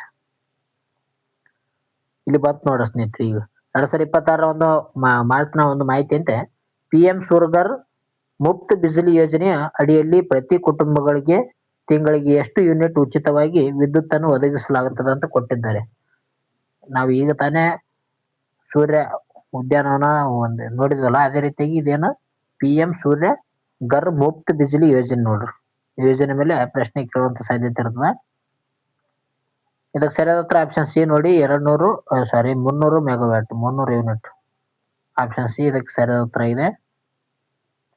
ಮನೆ ಚಾವಣಿಗಳ ಮೇಲೆ ಸೌರ ಫಲಕಗಳನ್ನು ಅಳವಡಿಸಿಕೊಳ್ಳಲು ಉತ್ತೇಜಿಸುವಂತ PM ಸೂರ್ಯ ಮುಫ್ತ್ ಬಿಜಿಲಿ ಯೋಜನೆ ಅಂತ ಹೇಳ್ಬೋದು. ಈ ಒಂದು ಯೋಜನೆ ಅಡಿಯಲ್ಲಿ 1 ಕೋಟಿಗೂ ಹೆಚ್ಚು ಮನೆಗಳಿಗೆ ಪ್ರತಿ ತಿಂಗಳು ಏನಪ್ಪಾ ಅಂತಂದ್ರೆ 300 ಯೂನಿಟ್ ವರೆಗೆ ಉಚಿತ ವಿದ್ಯುತ್ತನ್ನು ಒದಗಿಸಲಾಗುತ್ತದೆ. 300 ಯೂನಿಟ್. ಈ ಯೋಜನೆ ಕೇಂದ್ರ ಸರ್ಕಾರದ ಭಾರಿ ಪ್ರಮಾಣದ ಒಂದು ಸಬ್ಸಿಡಿ ನೀಡ್ತದೆ ನೋಡ್ರಿ. ಸಬ್ಸಿಡಿ ನೀಡ್ತದೆ ಅಂದ್ರೆ ಆ ಸೋಲಾರ್ ಪ್ಯಾನಲ್ ಹಾಕಿರಿ ಮನೆಯ ಮೇಲ್ಗಡೆ ಅಂತ ಹೇಳುವಂತ ಒಂದು ಯೋಜನೆ ಇದು. ಇದಕ್ಕೆ ಸಬ್ಸಿಡಿ ನೀಡ್ತದೆ. ಇದು ಪಳವಳಿ ಕೇಂದ್ರಗಳ ಮೇಲಿನ ಅವಲಂಬನೆಯನ್ನು ಕಡಿಮೆ ಮಾಡಿಗೆಸಿಂದ ಹವಾಮಾನ ಬದಲಾವಣೆಗೆ ತಡೆಯಲು ನೆರವಾಗುತ್ತದೆ. ನೆಕ್ಸ್ಟ್, 2025ರ ಪ್ರತಿಷ್ಠಿತ SQ ಆಗಮನ ವಿಭಾಗದಲ್ಲಿ ಅತ್ಯುತ್ತಮ ವಿಮಾನ ನಿಲ್ದಾಣ ಪ್ರಶಸ್ತಿ ಪಡೆದಂತ ಭಾರತದ ವಿಮಾನ ನಿಲ್ದಾಣ ಯಾವುದಂತ ಕೊಟ್ಟಿದ್ದಾರೆ. ಅತ್ಯುನ್ನತ ವಿಮಾನ ನಿಲ್ದಾಣ ಪ್ರಶಸ್ತಿ ಪಡೆದಂತ ಭಾರತ ವಿಮಾನ ನಿಲ್ದಾಣ ಯಾವ್ದಂತ ಕೊಟ್ಟಿದ್ದಾರೆ. ಇದಕ್ಕೆ ಸರಿಯಾದ ಉತ್ತರ ಕೆಂಪೇಗೌಡ ಅಂತಾರಾಷ್ಟ್ರೀಯ ವಿಮಾನ ನಿಲ್ದಾಣ ನಮ್ಮ ಒಂದು ಕರ್ನಾಟಕದಲ್ಲಿ. ಸರಿ, ಇಲ್ಲಿ ಕೂಡ ಮಿಸ್ಟೇಕ್ ಆಯ್ತು ನೋಡ್ರಿ, ಮಂಗಳೂರು ಅಂತಾರಾಷ್ಟ್ರೀಯ ವಿಮಾನ ನಿಲ್ದಾಣ. ಓಕೆ, ಸಾರಿ ಸ್ನೇಹಿತರೆ, ಇಲ್ಲಿ ಕೆಂಪೇಗೌಡ ಅಂತಾರಾಷ್ಟ್ರೀಯ ವಿಮಾನ ನಿಲ್ದಾಣ ಕೂಡ ಒಂದು ಪ್ರಶಸ್ತಿಯನ್ನು ಪಡೆದುಕೊಂಡಿದೆ ಅದು. ಓಕೆ, ಮಂಗಳೂರು ಅಂತಾರಾಷ್ಟ್ರೀಯ ವಿಮಾನ ನಿಲ್ದಾಣ ಏನಪ್ಪಾ ಅಂತಂದ್ರೆ ಇದಕ್ಕೆ ಸರಿಯಾದ ಉತ್ತರ ಇದು ನೋಡ್ರಿ. ಏರ್ಪೋರ್ಟ್ಸ್ ಕೌನ್ಸಿಲ್ ಇಂಟರ್ನ್ಯಾಷನಲ್ ACI ಅಂತ ಕರಿತಾರೆ ಅದಕ್ಕೆ. Airports international council international. Okay, ನಡೆದ ಒಂದು ಸಮೀಕ್ಷೆಯಲ್ಲಿ ಪ್ರಯಾಣಿಕರ ತೃಪ್ತಿ ಆಧಾರ ಮೇಲೆ ಮಂಗಳೂರು ಅಂತಾರಾಷ್ಟ್ರೀಯ ವಿಮಾನ ನಿಲ್ದಾಣವು ಆಗಮನ ವಿಭಾಗದಲ್ಲಿ ಜಾಗತಿಕವಾಗಿ ಅತ್ಯುತ್ತಮ ವಿಮಾನ ನಿಲ್ದಾಣ ಎಂದು ಪ್ರಶಸ್ತಿಯನ್ನು ಪಡೆದುಕೊಂಡದ್ದು ನೋಡ್ರಿ. ಓಕೆ, ಏರ್ಪೋರ್ಟ್ ಸರ್ವಿಸ್ ಕ್ವಾಲಿಟಿ ಅಂತ ಇಲ್ಲಿ ಕರಿತಾರೆ ನೋಡಿ, ASQ. ವಿಮಾನ ನಿಲ್ದಾಣಗಳ ಸೇವೆಗಳ ಗುಣಮಟ್ಟವನ್ನು ಅಳೆಯುವ ಒಂದು ಜಾಗತಿಕ ಮಾನದಂಡವಾಗಿದೆ. ಮಂಗಳೂರು ವಿಮಾನ ನಿಲ್ದಾಣ ಪ್ರಸ್ತುತ ಅದಾನಿ ಗ್ರೂಪ್ ನಿರ್ವಹಿಸುತ್ತಿದೆ. ಅದಾನಿ ಗ್ರೂಪ್ ಏನಪ್ಪಾ ಅಂತಂದ್ರೆ ಇದು ಕಾರ್ಯನಿರ್ವಹಿಸುತ್ತದೆ ಈ ಒಂದು ಮಂಗಳೂರು ಅಂತಾರಾಷ್ಟ್ರೀಯ ವಿಮಾನ ನಿಲ್ದಾಣಕ್ಕೆ. ನೆಕ್ಸ್ಟ್, ಡಿಜಿ ಲಾಕರ್ ನಿಯಂತ್ರಣ ಚೌಕಟ್ಟನ್ನು ಪರಿಶೀಲಿಸಲು ರಚಿಸಲಾದಂತಹ ಉನ್ನತ ಮಟ್ಟದ ಸಮಿತಿಯ ಮುಖ್ಯಸ್ಥರಾಗಿ ಯಾರು ನೇಮಕಗೊಂಡಿದ್ದಾರೆ? DigiLocker. ಇದಕ್ಕೆ ಸರಿಯಾದ ಉತ್ತರ ನೋಡೋಣ. ಇದಕ್ಕೆ ಸರಿಯಾದ ಉತ್ತರ ಅಜಯ್ ಸಾಯ್ನಿ ನೋಡಿ. ಡಿಜಿಟಲ್ ಡಾಕ್ಯುಮೆಂಟ್ ಶೇಖರಣೆ ವೇದಿಕೆಯಾದಂತ ಡಿಜಿ ಲಾಕರ್ನ ಒಂದು ಭದ್ರತೆ ಮತ್ತು ನಿಯಂತ್ರಣ ಚೌಕಟ್ಟನ್ನು ಪರಿಶೀಲಿಸಲು ಮತ್ತು ಬಲಪಡಿಸಲು ಅಜಯ್ ಸಾಯ್ನಿ ಅವರನ್ನು ನೇತೃತ್ವದಲ್ಲಿ ಉನ್ನತ ಮಟ್ಟದ ಸಮಿತಿಯನ್ನು ರಚನೆ ಮಾಡಲಾಗಿದೆ. ಡಿಜಿ ಲಾಕರ್ಗೆ ಸಂಬಂಧಿಸಿದಂತ ಒಂದು ಸಮಿತಿಗೆ ಅಧ್ಯಕ್ಷರಾಗಿದ್ದಾರೆ ಯಾರು? ಅಜಯ್ ಸಾಯ್ನಿ ಅವರು. ಡಿಜಿಟಲ್ ಎಲೆಕ್ಟ್ರಾನಿಕ್ಸ್ ಮತ್ತು ಮಾಹಿತಿ ತಂತ್ರಜ್ಞಾನ ಸಚಿವಾಲಯ ಇದರ ಒಂದು ಪ್ರಮುಖ ಉಪಕ್ರಮ ಆಗಿದೆ ನೋಡ್ರಿ. ಇದು ನಾಗರಿಕರಿಗೆ ಅಂಕಪಟ್ಟಿ ಆಗಿರಬಹುದು, ಡ್ರೈವಿಂಗ್ ಲೈಸೆನ್ಸ್ ಮುಂತಾದ ದಾಖಲೆಗಳನ್ನು ಡಿಜಿಟಲ್ ರೂಪದಲ್ಲಿ ಕಾಯ್ದಿರಿಸಲು ಅನುವು ಮಾಡಿಕೊಡ್ತದೆ. ಯಾವುದೇ ಒಂದು ನಿಮ್ಮ ಒಂದು ಏನು ವಿಶೇಷ ಒಂದು ಅಂಕಗಳು ಪಟ್ಟಿಗಳು ಇರ್ತಾವಲ್ಲ ಅವೆಲ್ಲವನ್ನು ಡಿಜಿಟಲ್ ಲಾಕರ್ ನಲ್ಲಿ ತೆಗೆದುಕೊಳ್ಳಬಹುದು. ನಿಮ್ಮ ಒಂದು ಆಧಾರ್ ಕಾರ್ಡ್ ಅನ್ನು ಅಲ್ಲಿ ಲಿಂಕ್ ಮಾಡಬೇಕಾಗ್ತದೆ. ನೆಕ್ಸ್ಟ್, ವಿಶ್ವಸಂಸ್ಥೆಯ ಶೂನ್ಯ ತಾರತಮ್ಯ ದಿನವನ್ನಾಗಿ ಪ್ರತಿ ವರ್ಷ ಯಾವ ದಿನದಂದು ಆಚರಣೆ ಮಾಡುತ್ತಾರೆ ಅಂತ ಕೊಟ್ಟಿದ್ದಾರೆ. ಶೂನ್ಯ ತಾರತಮ್ಯ ಇದಕ್ಕೆ ಸರಿಯಾದ ಉತ್ತರ ಮಾರ್ಚ್ 1ನೇ ತಾರೀಕು ಆಚರಣೆ ಮಾಡ್ತಾರೆ ನೋಡ್ರಿ. ಯಾಕಪ್ಪ ಅಂತಂದ್ರೆ ಪ್ರಪಂಚದಾದ್ಯಂತ ಎಲ್ಲರೂ ಘನತೆಯಿಂದ ಬದುಕುವ ಹಕ್ಕನ್ನು ಹೊಂದಿದ್ದಾರೆ. ಜೊತೆಗೆ ಎಲ್ಲಾ ರೀತಿಯಾಗಿ ಕಾನೂನಿನ ಮುಂದೆ ಸಮಾನರಿಂದ ಒಂದು ಎಂಬುದನ್ನು ಎತ್ತಿ ಹಿಡಿಯಲು ಪ್ರತಿ ವರ್ಷ ಏನ್ ಮಾಡ್ತಾರಪ್ಪ ಅಂತಂದ್ರೆ ಮಾರ್ಚ್ 1ನೇ ತಾರೀಕು ಶೂನ್ಯ ತಾರತಮ್ಯ ದಿನವನ್ನಾಗಿ ಆಚರಣೆ ಮಾಡುತ್ತಾರೆ.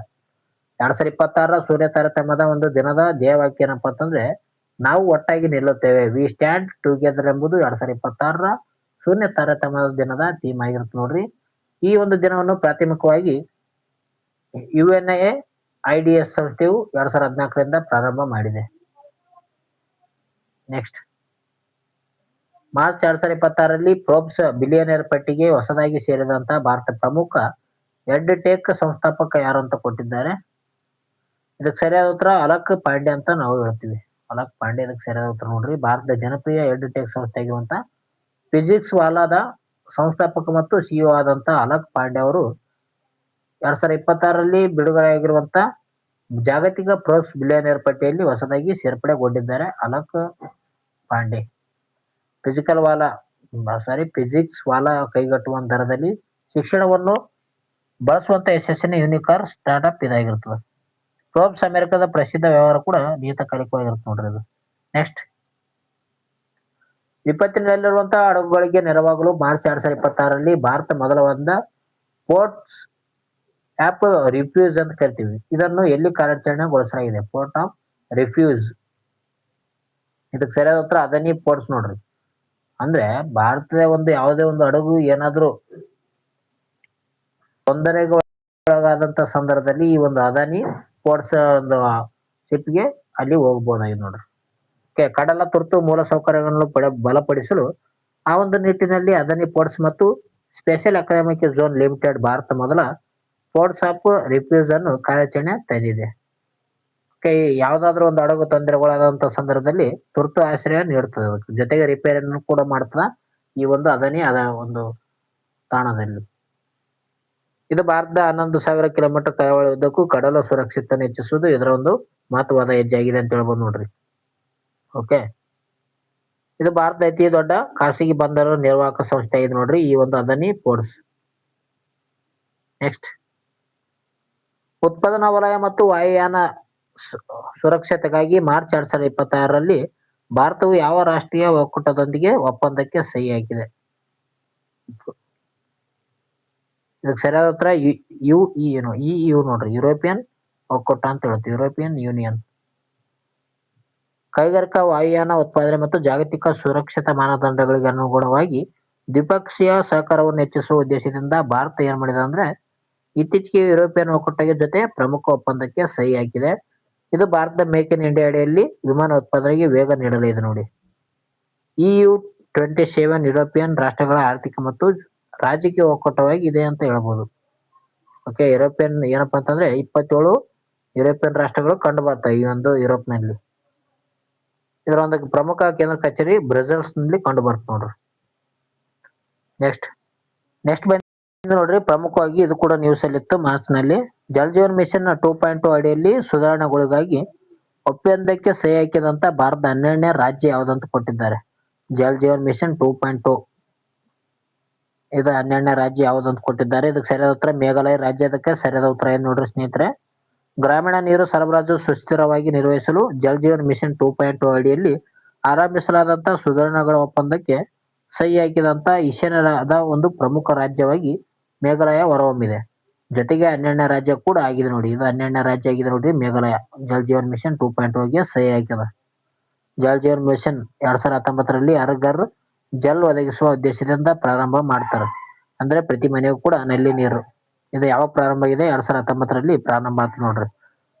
ಅದೇ ರೀತಿ ಮೇಘಾಲಯದ ರಾಜಧಾನಿ ಅದು ಶಿಲಾಂಗ್ ಅಂತ ಕರಿತೀವಿ. ಶಿಲಾಂಗ್ ಏನಂದ್ರೆ ಮೇಘಾಲಯ ರಾಜಧಾನಿ ಆಗಿದೆ. ನೆಕ್ಸ್ಟ್, ಮಾರ್ಚ್ 21ರಂದು ಆಚರಿಸಲಾಗುವಂತ ಅಂತಾರಾಷ್ಟ್ರೀಯ ಅರಣ್ಯ ದಿನದ ಪ್ರಮುಖ ಉದ್ದೇಶವೇನಂತ ಕೊಟ್ಟಿದ್ದಾರೆ. International day of forest. ಇದಕ್ಕೆ ಸರಿಯಾದ ಉತ್ತರ ಆಪ್ಷನ್ ಸಿ ನೋಡಿ. ಎಲ್ಲಾ ರೀತಿಯ ಕಾಡುಗಳ ಪ್ರಾಮುಖ್ಯತೆ ಬಗ್ಗೆ ಜಾಗೃತಿ ಮೂಡಿಸಲು ಮಾರ್ಚ್ 21ರಂದು ಏನ್ ಮಾಡ್ತಾರೆ ಅಂದ್ರೆ ಅಂತಾರಾಷ್ಟ್ರೀಯ ಅರಣ್ಯ ದಿನವನ್ನಾಗಿ ಆಚರಣೆ ಮಾಡುತ್ತಾರೆ. ಭೂಮಿಯ ಮೇಲಿನ ಜೀವ ಸಂಕುಲನದ ಉಳಿವಿಗೆ ಮತ್ತು ಹವಾಮಾನ ಸಮತೋಲನ ಎಲ್ಲಾ ರೀತಿಯ ಅರಣ್ಯಗಳು ಮತ್ತು ಮರಗಳನ್ನು ಎಷ್ಟು ಮುಖ್ಯ ಎಂಬುದರ ಬಗ್ಗೆ ಜಾಗೃತಿ ಮೂಡಿಸಲು ವಿಶ್ವಸಂಸ್ಥೆ ಏನ್ ಮಾಡಿತಪ್ಪ ಅಂತಂದ್ರೆ ಮಾರ್ಚ್ 21ರಂದು ಅಂತಾರಾಷ್ಟ್ರೀಯ ಅರಣ್ಯ ದಿನವನ್ನಾಗಿ ಆಚರಣೆ ಮಾಡಲು ಘೋಷಣೆ ಮಾಡ್ತದೆ. ಯಾವಾಗ? ಮಾರ್ಚ್ 21ನೇ ತಾರೀಕು ಅಂತಾರಾಷ್ಟ್ರೀಯ ಅರಣ್ಯ ದಿನವನ್ನಾಗಿ ಆಚರಣೆ ಮಾಡ್ತಾರೆ ನೋಡ್ರಿ. ಭಾರತ ಭೌಗೋಳಿಕ ವಿಸ್ತೀರ್ಣದಲ್ಲಿ ಏನಪ್ಪಾ ಅಂತಂದ್ರೆ 24.62 ರಷ್ಟು ಏನಪ್ಪಾ ಅಂತಂದ್ರೆ ಅರಣ್ಯ ಮರಗಳನ್ನು ಹೊಂದಿದೆ. ಮಧ್ಯಪ್ರದೇಶ ಏನಪ್ಪಾ ಅಂತಂದ್ರೆ ಅತಿ ಹೆಚ್ಚಾಗಿ ಅರಣ್ಯ ಹೊಂದಿರುವಂತ ರಾಜ್ಯವಾಗಿದೆ. ಮಧ್ಯಪ್ರದೇಶ ಅತಿ ಹೆಚ್ಚಾಗಿ MP ಅಂತ ಹೇಳ್ತೀವಿ. ಮಧ್ಯಪ್ರದೇಶ ಅತಿ ಹೆಚ್ಚಾಗಿ ಅರಣ್ಯ ಹೊಂದಿದೆ. ಅದೇ ರೀತಿಯಾಗಿ ಹುಲಿಗಳು ಹೆಚ್ಚಾಗಿ ಕಂಡುಬರೋದು ಎಲ್ಲಪ್ಪ ಅಂತಂದ್ರೆ ಮಧ್ಯಪ್ರದೇಶ ರಾಜ್ಯದಲ್ಲಿ. ನೆಕ್ಸ್ಟ್, ಇತ್ತೀಚೆಗೆ ಅಂದ್ರೆ ಮಾರ್ಚ್ ತಿಂಗಳಲ್ಲಿ ಬಿಡುಗಡೆ ಆಗಿದೆ. ಯುರೇನಿಯಂ ಪೂರೈಕೆಗಾಗಿ ಭಾರತವು ಯಾವ ದೇಶದೊಂದಿಗೆ 2.6 ಬಿಲಿಯನ್ ಮೌಲ್ಯದ ಒಪ್ಪಂದಕ್ಕೆ ಸಹಿ ಹಾಕಿದೆ? ಯುರೇನಿಯಂ ಸಲುವಾಗಿ ನೋಡ್ರಿ, ನೀವು ಆಪ್ಷನ್ಸ್ ಅಲ್ಲೇ ಕಂಡುಹಿಡ್ಕೋಬೇಕು. ಯುರೇನಿಯಂ ಅತಿ ಹೆಚ್ಚಾಗಿ ಕಂಡು ಬರುವಂತ ದೇಶ ಯಾವ್ದಂತ ನೀವು ನೋಡ್ಕೊಂಡು ಆ ಒಂದು ಕ್ವಶನ್ಗೆ ಆನ್ಸರ್ ಹಾಕಿ. ಇದಕ್ಕೆ ಸರಿಯಾದ ಉತ್ತರ ಯಾವ್ದಪ್ಪ ಅಂತ ಆಪ್ಷನ್ಸ್ ಬಿ ನೋಡಿ. ಕೆನಡಾದಲ್ಲಿ ಅತಿ ಹೆಚ್ಚಾಗಿ ಯುರೇನಿಯಂ ಕಂಡು ಬರುತ್ತೆ ನೋಡ್ರಿ. ಭಾರತ ಪರಮಾಣು ವಿದ್ಯುತ್ ಸ್ಥಾವರಗಳಿಗೆ ಇಂಧನ ಭದ್ರತೆಯನ್ನು ಖಚಿತಪಡಿಸಿಕೊಳ್ಳಲು ಭಾರತ ಮತ್ತು ಕೆನಡಾ ದೇಶಗಳು ಏನ್ ಮಾಡಿದಪ್ಪ ಅಂತಂದ್ರೆ 2.6 ಬಿಲಿಯನ್ ಮೌಲ್ಯದ ಯುರೇನಿಯಂ ಪೂರೈಕೆಗೆ ಒಪ್ಪಂದಕ್ಕೆ ಸಹಿ ಹಾಕ್ಯಾವ. ಕ್ಲೀನ್ ಎನರ್ಜಿ ಅಂದ್ರೆ ಶುದ್ಧ ಇಂಧನ ಗುರಿಗಳು ತಲುಪಲು ಭಾರತ ಯುರೇನಿಯಂ ಅತಿ ಮುಖ್ಯವಾಗಿದೆ ನೋಡ್ರಿ. ವಿಶ್ವದ ಕಜಕಿಸ್ತಾನ್ ಅತಿ ಹೆಚ್ಚು ಯುರೇನಿಯಂ ಉತ್ಪಾದಿಸುವಂತ ದೇಶವಾಗಿದೆ. ಓಕೆ, ಕಜಕಿಸ್ತಾನ್ ದೇಶದಲ್ಲಿ ಏನಪ್ಪಾ ಅಂತಂದ್ರೆ ಅತಿ ಹೆಚ್ಚಾಗಿ ಯುರೇನಿಯಂ ಕಂಡು ಬರ್ತದೆ.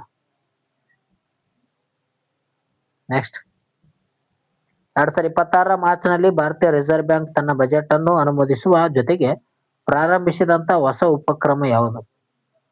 ನೋಡ್ರಿ, ಆರ್ ಬಿ ಐ ಉಪಕ್ರಮ ಆಗಿದೆ ನೋಡು. ಯಾವುದು? ಇದು ಕೂಡ ಇಂಪಾರ್ಟೆಂಟ್ ಆಗಿದೆ ನೋಡ್ರಿ. RBI ಸರಿಯಾದ ಉತ್ತರ ಆಪ್ಷನ್ ಸಿ ನೋಡಿ. ಉತ್ಕರ್ಷ 3.0 ಅಂತ ಕರಿತೀವಿ ನಾವು. 3.0 ಉತ್ಕರ್ಷ್. ಇದು RBI ಮಾಡಿದವರು. RBI ಒಂದು ಉಪಕ್ರಮ. ರಿಸರ್ವ್ ಬ್ಯಾಂಕ್ ಆಫ್ ಇಂಡಿಯಾದ ತನ್ನ ಕಾರ್ಯಕ್ಷಮತೆಯನ್ನು ಹೆಚ್ಚಿಸಲು, ನಿಯಂತ್ರಕ ಮತ್ತು ಮೇಲ್ವಿಚಾರಣಾ ಕಾರ್ಯವಿಧಾನಗಳನ್ನು ಬಲಪಡಿಸಲು ಮಧ್ಯಮ ಅವಧಿಯ ಕಾರ್ಯತಂತ್ರದ ಚೌಕಟ್ಟಾದಂತ ಉತ್ಕರ್ಷ 3.0 ಅನ್ನು ಅನಾವರಣಗೊಳಿಸಿದೆ. ಉತ್ಕರ್ಷ 3.0 RBI ಬಿಡುಗಡೆ ಮಾಡಿದೆ ಇತ್ತೀಚೆಗೆ. ಉತ್ಕರ್ಷ ಮೊದಲ ಆವೃತ್ತಿ 2019-22ರಲ್ಲಿ ಅವರಿಗೆ ಪ್ರಾರಂಭ ಮಾಡಿದ್ರು. 2019ರಿಂದ 22ವರೆಗೂ ಪ್ರಾರಂಭ ಇತ್ತು ಉತ್ಕರ್ಷ ಮೊದಲ ಬಾರಿಗೆ. RBI ಪ್ರಸ್ತುತ ಗವರ್ನರ್ ಶಕ್ತಿಕಾಂತ್ ದಾಸ್ ಆಗಿದ್ದಾರೆ ನೋಡ್ರಿ. ನೆಕ್ಸ್ಟ್, 2026ರಲ್ಲಿ ಭಾರತೀಯ ನೌಕಾಪಡೆಯ ಪ್ರಾರಂಭಿಸಿದಂತ ಸಾಗರ್ ಇನಿಷಿಯೇಟಿವ್ನ ಎಷ್ಟನೇ ಆವೃತ್ತಿ ಚಾಲನೆ ನೀಡಲಾಗಿದೆ ಅಂತ ಕೊಟ್ಟಿದ್ದಾರೆ ನೋಡ್ರಿ. ಯಾವ ರೀತಿಯಾಗಿ ಪ್ರಶ್ನೆ ಬರಬಹುದು ಎಂಬುದನ್ನು ನಾವಿಲ್ಲೇ ತಿಳಿಬಹುದು. ಸಾಗರ್ ಇನಿಷಿಯೇಟಿವ್ ಆವೃತ್ತಿ ಎಷ್ಟನೇ ಚಾಲನೆ ಆಗಿದೆ? ಸರಿಯಾದ ಉತ್ತರ ಆಪ್ಷನ್ಸ್ ಬಿ ನೋಡಿ, 2ನೇ ಚಾಲನೆ. ಹಿಂದೂ ಮಹಾಸಾಗರ ಪ್ರದೇಶಗಳಲ್ಲಿ ಕಡಲ ಭದ್ರತೆ ಮತ್ತು ನೆರೆಹೊರೆ ರಾಷ್ಟ್ರಗಳೊಂದಿಗೆ ಸಹಕಾರವನ್ನು ಹೆಚ್ಚಿಸುವ ಉದ್ದೇಶದಿಂದ ಭಾರತೀಯ ನೌಕಾಪಡೆ ಏನ್ ಮಾಡಿದಪ್ಪ ಅಂತಂದ್ರೆ ಇನಿಷಿಯೇಟಿವ್ ಸಾಗರ್ ಉಪಕ್ರಮದ 2.0 2ನೇ ಒಂದು ಆವೃತ್ತಿಯನ್ನು ಪ್ರಾರಂಭ ಮಾಡಿದೆ. ಸಾಗರ್ ಅಂದ್ರೆ ಏನಪ್ಪಾ ಅಂತಂದ್ರೆ security and growth for all India reason ಅಂತ ಕರಿತೀವಿ. ಪ್ರದೇಶದ ಎಲ್ಲರ ಭದ್ರತೆಗೂ ಬೆಳವಣಿಗೆ ಆಗಿದೆ. ಪ್ರದೇಶದ ಎಲ್ಲರಿಗೂ ಭದ್ರತೆ ಮತ್ತು ಬೆಳವಣಿಗೆ ಎಂಬುದು ಸಾಗರದ ಅಂತ ಅರ್ಥ ಆಗ್ತದ. ಈ ಒಂದು ಪರಿಕಲ್ಪನೆಯನ್ನು ಮೋದಿ ಅವರು 2015ರಲ್ಲಿ ಮಂಡಿಸ್ತಾರ. ನೆಕ್ಸ್ಟ್, ಜಾಗತಿಕವಾಗಿ ಮಕ್ಕಳ ಮರಣ ಪ್ರಮಾಣ ಇಳಿಕೆಯಲ್ಲಿ ಯಾವ ದೇಶದ ಕೊಡುಗೆ ಅಪಾರವಾಗಿದೆ ಎಂದು ಇತ್ತೀಚೆಗೆ ವಿಶ್ವಸಂಸ್ಥೆ ಮಾರ್ಚ್ನಲ್ಲಿ ವರದಿ ತಿಳಿಸಿದೆ ಅಂತ ಕೊಟ್ಟಿದ್ದಾರೆ. ಯುನೈಟೆಡ್ ನೇಷನ್ ಹೇಳಿದೆ ಯಾವ ದೇಶದಲ್ಲಿ ಮಕ್ಕಳ ಮರಣ ಪ್ರಮಾಣ ಕಡಿಮೆ ಇದೆ ಅಂತ ಯಾವ ದೇಶ ಹೇಳಿದೆ ಅಂತ ಯಾವ ದೇಶದಲ್ಲಿ ಅಂತ ಕೊಟ್ಟಿದ್ದಾರೆ. ಇದಕ್ಕೆ ಸರಿಯಾದ ಉತ್ತರ ನಮ್ಮ ಒಂದು ಪ್ರೀತಿಯ ಭಾರತ ದೇಶದಲ್ಲಿ ಮಕ್ಕಳ ಮರಣ ಪ್ರಮಾಣ ಇಳಿಕೆ ಆಗಿದೆ ನೋಡಿ. ವಿಶ್ವಸಂಸ್ಥೆ ಅಂತ ಹೇಳ್ತೀವಿ ನೋಡ್ರಿ.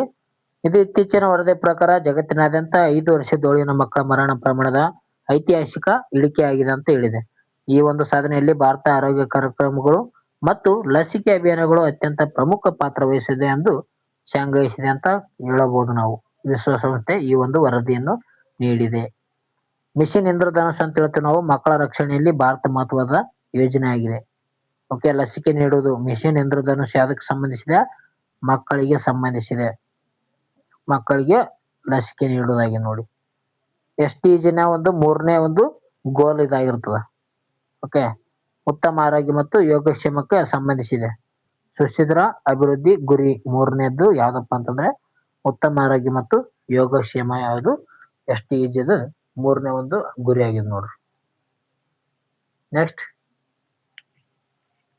2026 ಮಾರ್ಚ್ ನಲ್ಲಿ ನಾಸಾ ಉಡಾವಣೆ ಮಾಡಲು ಸಜ್ಜಾಗಿರುವಂತಹ ಆರ್ಟೆಮಿಸ್ 2 ಮಿಷನ್ ನ ವಿಶೇಷತೆ ಏನಂತ ಕೊಟ್ಟಿದ್ದಾರೆ. ಇದಕ್ಕೆ ಸರಿಯಾದ ಉತ್ತರ ಮಾನವನ ಸಹಿತ ಚಂದ್ರನ ಸುತ್ತಲಿರುವ ಯಾನ. ಓಕೆ, ನಾಸಾದ ಆರ್ಟೆಮಿಸ್ 2 50 ವರ್ಷಗಳ ನಂತರ ಗಗನಯಾತ್ರಿಗಳನ್ನು ಚಂದ್ರನ ಸಮೀಪಕ್ಕೆ ಕೊಂಡೊಯ್ಯುವ ಐತಿಹಾಸಿಕ ಒಂದು ಯೋಜನೆ ಆಗಿದೆ ನೋಡಿ. ಇದು ಚಂದ್ರನ ಸುತ್ತಲೂ ಪ್ರದಕ್ಷಿಣೆ ಹಾಕಿ ಭೂಮಿಗೆ ಮರಳಲಿದೆ. ಈ ಒಂದು ಮಿಷನ್ ನಲ್ಲಿ ಕ್ರಿಸ್ಟಿನಾ ಕೋಚ್ ಸೇರಿದಂತೆ 4 ಗಗನಯಾತ್ರಿಗಳು ಇರಲಿದ್ದಾರೆ. ಇದರ ಬಗ್ಗೆ ನಾನು ಹಲವಾರು ಮಾಹಿತಿಯಲ್ಲಿ ವಿಡಿಯೋಗಳಲ್ಲಿ ಮಾಹಿತಿ ಹೇಳಿದ್ದೀನಿ. ಓಕೆ, ನೋಡ್ಕೊಳ್ರಿ. ನೆಕ್ಸ್ಟ್ ಮಾರ್ಚ್ 2026ರಲ್ಲಿ ಕೇಂದ್ರ ಸರ್ಕಾರವು ಲೋಕಸಭೆಯಲ್ಲಿ ಯಾವ ಸಮುದಾಯಕ್ಕೆ ಹೆಚ್ಚಿನ ಸೌಲಭ್ಯವನ್ನು ಒದಗಿಸಲು ನೂತನ ಮಸೂದೆಯನ್ನು ಮಂಡಿಸಿತು ಅಂತ ಕೊಟ್ಟಿದ್ದಾರೆ. 2026ರಲ್ಲಿ ಒಂದು ಹೊಸ ಬಿಲ್ ಅನ್ನು ಪಾಸ್ ಮಾಡಿದೆ. ಅದು ಯಾರಿಗೆ ಸಲುವಾಗಿ ಅಂತ ಕೊಟ್ಟಿದ್ದಾರೆ. ಇದಕ್ಕೆ ಸರಿಯಾದ ಉತ್ತರ ಆಪ್ಷನ್ಸ್ ಬಿ ನೋಡಿ, ತೃತೀಯ ಲಿಂಗಿಗಳಿಗಾಗಿ ಈ ಒಂದು ಮಸೂದೆಯನ್ನು ತಂದಿದ್ರು. ಟ್ರಾನ್ಸ್ಜೆಂಡರ್ಸ್ ತೃತೀಯ ಲಿಂಗ ವ್ಯಕ್ತಿಗಳಿಗೆ ಹಕ್ಕುಗಳು, ರಕ್ಷಣೆ ಮತ್ತು ಶಿಕ್ಷಣ, ಉದ್ಯೋಗಗಳಲ್ಲಿ ಸಮಾನ ಅವಕಾಶಗಳನ್ನು ಒದಗಿಸುವ ನಿಟ್ಟಿನಲ್ಲಿ ಕೇಂದ್ರ ಸರ್ಕಾರ ಏನು ಮಾಡಿದಪ್ಪ ಅಂತಂದ್ರೆ ಇತ್ತೀಚೆಗೆ ಲೋಕಸಭೆಯಲ್ಲಿ ಟ್ರಾನ್ಸ್ಜೆಂಡರ್ ಮಸೂದೆ 2026 ಮಂಡಿಸಿದೆ ಅಂತ ಹೇಳ್ತೀವಿ. ಟ್ರಾನ್ಸ್ಜೆಂಡರ್ ಮಸೂದೆ 2026 2024ರ ನಲ್ಸಾ ತೀರ್ಪಿನ ಮೂಲಕ ಸುಪ್ರೀಂ ಕೋರ್ಟ್ ಏನ್ ಮಾಡಿದಪ್ಪ ಅಂತಂದ್ರೆ ತೃತೀಯ ಲಿಂಗಗಳನ್ನು ಮೂರನೇ ಲಿಂಗ ಎಂದು ಗುರುತು ಮಾಡಬೇಕಂತ ಹೇಳಿದೆ. ಸಾಮಾಜಿಕ ನ್ಯಾಯ ಮತ್ತು ಸಬಲೀಕರಣ ಸಚಿವಾಲಯವು ಇದರ ಒಂದು ಕಲ್ಯಾಣಕ್ಕಾಗಿ ಶ್ರಮಿಸ್ತದೆ. ನೆಕ್ಸ್ಟ್ ಒಂದು ರಾಷ್ಟ್ರ ಒಂದು ಚುನಾವಣೆ ಪರಿಕಲ್ಪನೆ ಸಾಧಕ ಬಾಧಕಗಳನ್ನು ಪರಿಶೀಲಿಸಲು ರಚಿಸಲಾದಂತಹ ಒಂದು ಸಮಿತಿಯ ಅಧ್ಯಕ್ಷರು ಯಾರಂತ ಕೊಟ್ಟಿದ್ದಾರೆ. ನಿಮ್ಗೆಲ್ರೂ ಗೊತ್ತಿರುವ ಹಾಗೆ ಒನ್ ನೇಷನ್ ಒನ್ ಎಲೆಕ್ಷನ್ ಇದರ ಒಂದು ಅಧ್ಯಕ್ಷರು ಯಾರಂದ್ರೆ ರಾಮನಾಥ್ ಕೋವಿಂದ್. ಆಪ್ಷನ್ಸ್ ಬಿ ಇದಕ್ಕೆ ಸರಿಯಾದ ನೋಡ್ರಿ. ಲೋಕಸಭೆ ಮತ್ತು ರಾಜ್ಯಗಳ ವಿಧಾನಸಭೆಗಳಲ್ಲಿ ಏಕಕಾಲದಲ್ಲಿ ಚುನಾವಣೆ ನಡೆಸುವ ಒಂದು ರಾಷ್ಟ್ರ ಒಂದು ಚುನಾವಣೆಯ ಕುರಿತು ಅಧ್ಯಯನ ಮಾಡಲು ಮಾಜಿ ರಾಷ್ಟ್ರಪತಿ ಆಗಿರುವಂತಹ ರಾಮನಾಥ್ ಕೋವಿಂದ್ ಅವರ ಒಂದು ನೇತೃತ್ವದಲ್ಲಿ ಉನ್ನತ ಮಟ್ಟದ ಸಮಿತಿಯನ್ನು ರಚನೆ ಮಾಡಲಾಗಿತ್ತು. ಇದು ಇತ್ತೀಚೆಗೆ ಒಂದು ಚರ್ಚೆಯನ್ನು ನಡೆಸಿತ್ತು ಮಾರ್ಚ್ ನಲ್ಲಿ, ಅದಕ್ಕೆ ಸುದ್ದಿಯಲ್ಲಿ ಇತ್ತು ನೋಡ್ರಿ. ಇದು ಚುನಾವಣೆ ವೆಚ್ಚವನ್ನು ಕಡಿಮೆ ಮಾಡುವುದು ಮತ್ತು ಆಡಳಿತ ಯಂತ್ರದ ಮೇಲಿನ ಹೊರೆಯನ್ನು ತಪ್ಪಿಸುವುದು ಇದರ ಒಂದು ಪ್ರಮುಖ ಗುರಿಯಾಗಿರುತ್ತದೆ. ಇದಕ್ಕಾಗಿ ಸಂವಿಧಾನದ ಹಲವಾರು ವಿಧಿಗಳಿಗೆ ತಿದ್ದುಪಡಿ ತರಬೇಕಾಗಿದೆ. ಅಂದ್ರೆ ಪ್ರಮುಖವಾಗಿ ಯಾವ್ಯಾವ ವಿಧಿಯಪ್ಪ ಅಂತಂದ್ರೆ 83ನೇ ವಿಧಿ ಆಗಿರ್ಬೋದು, 85ನೇ ವಿಧಿ, 172ನೇ ವಿಧಿಗಳಿಗೆ ಸಂಬಂಧಿಸಿದಂತ. ನೆಕ್ಸ್ಟ್ 2026ರಲ್ಲಿ ನವದೆಹಲಿಯಲ್ಲಿ ನಡೆದಂತ ರೈಸಿನಾ ಡೈಲಾಗ್ 2026 ಸಮ್ಮೇಳನವು ಪ್ರಮುಖವಾಗಿ ಯಾವ ವಿಷಯದ ಮೇಲೆ ಬೆಳಕು ಚೆಲ್ಲುತ್ತದೆ ಅಂತ ಕೊಟ್ಟಿದ್ದಾರೆ. ಇದಕ್ಕೆ ಸರಿಯಾದ ಉತ್ತರ ಆಪ್ಷನ್ಸ್ ಬಿ ನೋಡಿ, ಭೂ ರಾಜಕೀಯ ಮತ್ತು ಭೂ ಆರ್ಥಿಕತೆ ಸರಿಯಾದ ಉತ್ತರ ಆಗಿದೆ ನೋಡಿ. ರೈಸಿನಾ ಡೈಲಾಗ್ ಎಂಬುದೇನಪ್ಪಾ ಅಂತಂದ್ರೆ ಭೂ ರಾಜಕೀಯ ಮತ್ತು ಭೂ ಆರ್ಥಿಕತೆ ಕುರಿತಾದಂತ ಪ್ರಮುಖ ಜಾಗತಿಕ ಸಮ್ಮೇಳನ ಆಗಿದೆ. ಇದು ವಾರ್ಷಿಕವಾಗಿ ನವದೆಹಲಿದಾಗ ನಡೀತದೆ. ಇದನ್ನು ಭಾರತ ವಿದೇಶಾಂಗ ಸಚಿವಾಲಯ ನಡೆಸ್ತದ. ಅಬ್ಸರ್ವರ್ಸ್ ರಿಸರ್ಚ್ ಫೌಂಡೇಶನ್ ನೋಡ್ರಿ, ಅಬ್ಸರ್ವರ್ಸ್ ರಿಸರ್ಚ್ ಫೌಂಡೇಶನ್ ಜೊತೆಗೂಡಿ ಆಯೋಜನೆ ಮಾಡ್ತಾರೆ ನೋಡ್ರಿ. ಇದು ಪ್ರಮುಖ ನಾಯಕರು, ನೀತಿ ನಿರೂಪಕರು ಇದರಲ್ಲಿ ಭಾಗವಹಿಸ್ತಾರೆ. ನೆಕ್ಸ್ಟ್ ಮಾರ್ಚ್ ನಲ್ಲಿ ಭಾರತ ಮತ್ತು ಜಪಾನ್ ನಡುವೆ ನಡೆದಂತ ಧರ್ಮ ಗಾರ್ಡಿಯನ್ ಜಂಟಿ ಮಿಲಿಟರಿ ಅಭ್ಯಾಸವು ಯಾವ ದೇಶದ ನಡುವಿನ ಸಹಕಾರವಾಗಿದೆ ಅಂತ ಕೊಟ್ಟಿದ್ದಾರೆ. ಧರ್ಮ ಗಾರ್ಡಿಯನ್ ಯಾವ ದೇಶಗಳ ಮಧ್ಯೆ ನಡೆಯುವಂತ ಒಂದು ವ್ಯಾಯಾಮ ಆಗಿದೆ ಅಂತ ಇಲ್ಲಿ ಕೊಟ್ಟಿದ್ದಾರೆ. ಓಕೆ, ಇದಕ್ಕೆ ಸಂಬಂಧಿಸಿದಂತ ಉತ್ತರ ನೋಡೋದಾದ್ರೆ ಭಾರತ ಮತ್ತು ಜಪಾನ್ ನೋಡ್ರಿ. ಭಾರತ ಮತ್ತು ಜಪಾನ್ ದೇಶಗಳ ನಡುವೆ ನಡೀತದೆ ಧರ್ಮ ಗಾರ್ಡಿಯನ್, ವೀರ ಗಾರ್ಡಿಯನ್, ಜಿಮ್ಯಾಕ್ಸ್ ಇವೆಲ್ಲ ಏನಂದ್ರೆ ಭಾರತ ಮತ್ತು ಜಪಾನ್ ದೇಶಗಳ ಮಧ್ಯೆ ನಡೀತದೆ.